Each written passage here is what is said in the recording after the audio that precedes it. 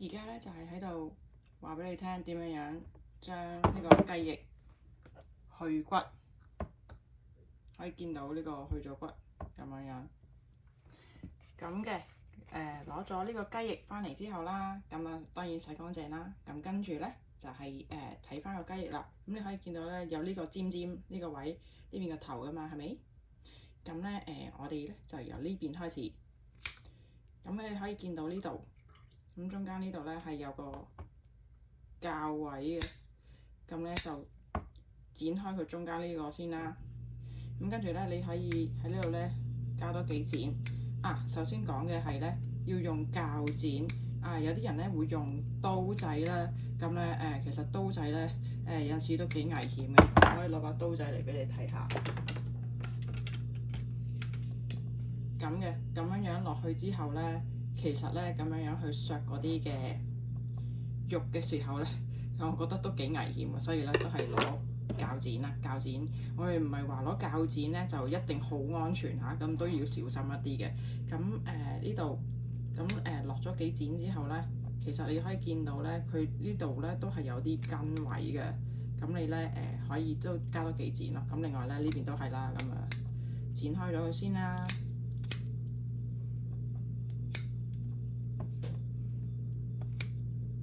呢度咁樣，咁你可以見到呢啲位其實咧都係黐住咗嘅，咁你又剪多幾剪咁樣咯。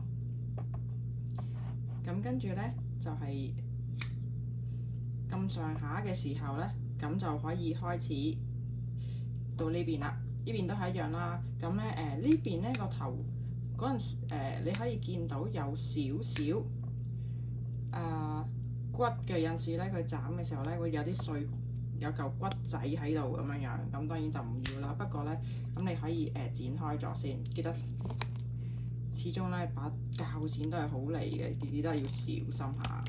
咁咧就剪開咗佢先嘅。首先因為呢兩條骨咧要剪開咗佢先啦，呢兩條骨。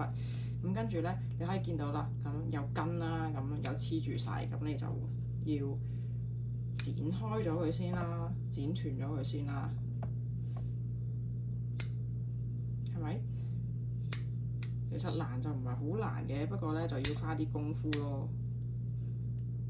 同埋花啲時間同心機咯。你可以見到啦，咁呢度其實咧佢係黐住咗呢度咁樣樣，咁咧你就要剪開佢，見到黐住晒，咁你可以剪開佢先咯。你記得剪咗呢啲碎骨佢，清晒佢咁樣樣。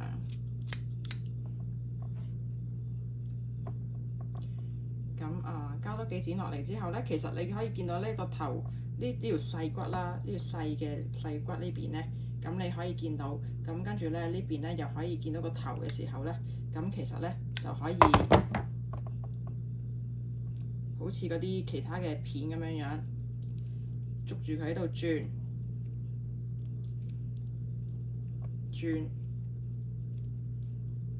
其實咧就真係可以騰到出嚟嘅。擺埋一邊先，咁跟住咧呢邊咧長嗰條骨咧就轉唔喐嘅。點解咧？因為咧其實你睇翻呢度咧裏邊呢度啦，你可以見到咧，其實咧佢仲係骨肉相連嘅，所以咧就要呢個你加多幾剪呢度，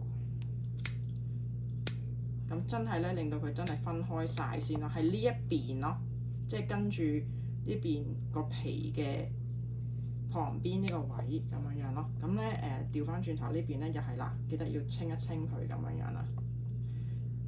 咁你可以見到佢其實裏邊咧仲係黐住嘅，所以咧有陣時嗰啲視頻嗰度咧做咗係轉佢出嚟咧，咁你都要令到佢真係完全咧唔黐住先咯。如果唔係嘅話咧，其實咧用少少力咧係轉到出嚟嘅，不過咧你就會 expect 一個剩翻冇咩肉，因為咧佢嗰啲肉咧會黐住嚿骨，可以見到呢度黐住嚿骨咁樣樣走埋嘅，咁你就變咗咧你就淨係得個雞翼皮咯。你轉咗出嚟之後咁樣樣，係咪？咁你咪可以褪到個骨出嚟咯，咁你咪有雞翼咯，ta-da！